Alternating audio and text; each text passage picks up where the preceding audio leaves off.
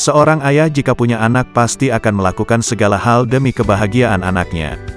Banyak pengorbanan yang dilakukan seorang ayah jika punya anak.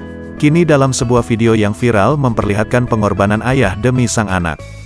Dalam video tersebut seorang ayah selama 2 bulan rela membuat tenda, panggung dan dekorasi untuk pernikahan sang anak, dilansir Instagram Viral No. 1, Jumat tanggal 19 November tahun 2021. Nikah mulai dari panggung, dekorasi, tenda semua ayah yang bikin, tulis sang anak yang memposting video. Terlihat juga kalau sang ayah membangun rumah dibantu rekan sahabatnya.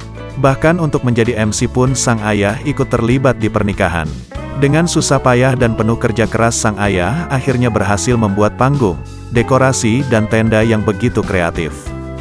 Video viral tersebut diduga berada di Ngawi, Jawa Tengah dilihat dari postingan Instagram sang mempelai pria @Muhammad_Darmawan pada Selasa, tanggal 23 Maret tahun 2021.